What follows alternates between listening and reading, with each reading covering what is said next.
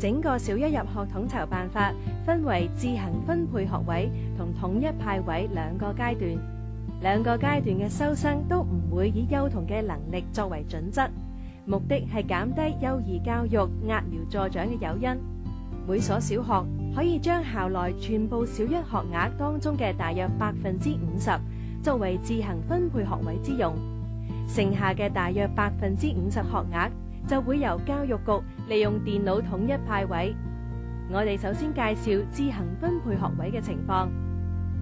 每年嘅9月，家長可以向任何一所官立或資助小學遞交申請表格，但係家長必須要注意，如果同時向多過一所官立或資助小學申請學位，佢哋自行分配學位嘅申請就會作廢。如果家長只為子女申請統一派位，就要將申請表格交回教育局學位分配組。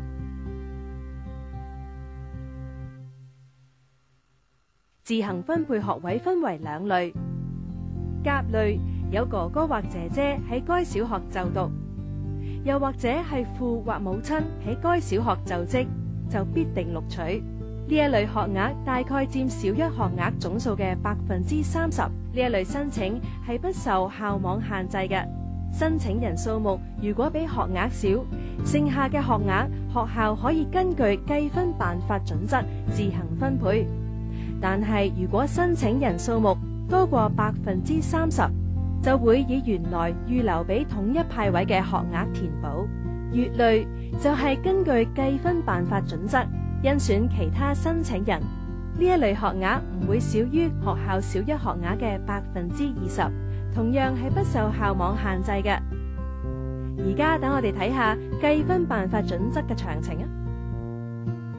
1. 父或者母親全職喺所申請小學同一校址嘅幼稚園或者中學部工作20分。2. 哥哥或姐姐喺所申請小學同一校址嘅中學部就讀20分。3. 父或母親係所申請小學嘅校董20分。4. 父或母親哥哥或姐姐係所申請小學嘅畢業生10分。5. 申請人係家庭內第一名出生嘅子女5分。家長只可以喺以上第1至第5項當中選擇其中一項。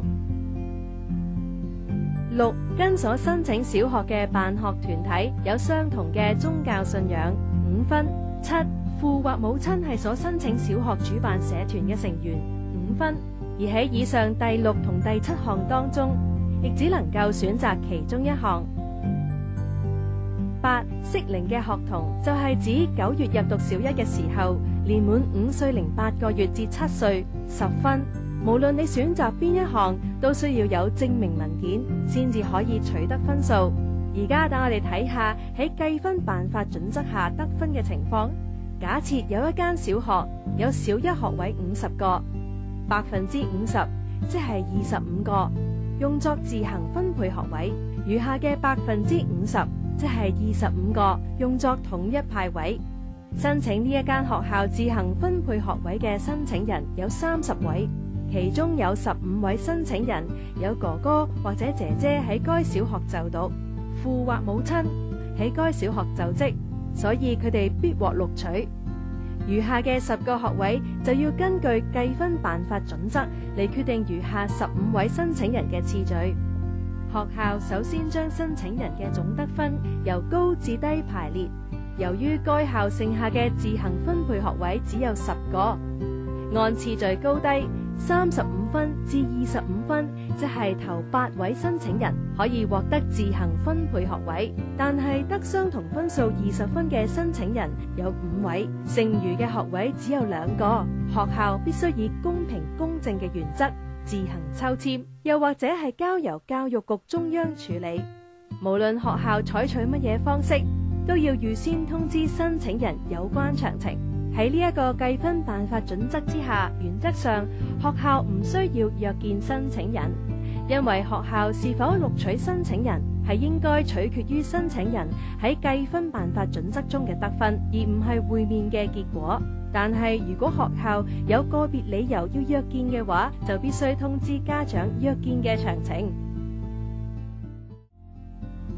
申請參加小一入學統籌辦法，家長可以喺9月透過子女就讀嘅幼稚園或幼稚園暨幼兒中心、民政事務處、教育局各區域教育服務處及教育局學位分配組索取小一入學申請表及填表須知。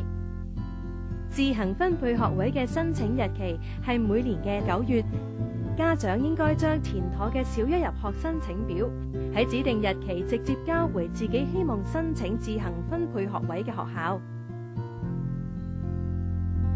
請注意，私立小學直接資助計劃小學同英基學校協會屬下嘅小學都唔喺小一入學統籌辦法之內。家長如果希望子女入讀此類學校嘅小一班級，可以自行向呢一啲學校申請。家長必須留意，凡獲直接資助小學錄取嘅學生，喺接受呢一啲學校小一學位之後，將唔能夠透過小一入學統籌辦法獲派小一學位。如果已經透過小一入學統籌辦法獲派學位，該學位亦都會被取消。自行分配學位嘅錄取結果會喺11月公佈。家長要查詢結果，就要返到申請自行分配學位嘅學校。獲得錄取後，申請人須於指定日期內到獲錄取嘅小學辦理註冊手續。至於未獲自行分配學位，又或者只係申請統一派位嘅申請人家長，就要喺明年1月前往指定嘅統一派位中心，為佢哋嘅子女辦理統一派位嘅選校手續。統一派位嘅結果會喺每年嘅6月初公佈，家長需要喺指定日期前往獲派小一學位嘅小學，為子女辦理註冊手續。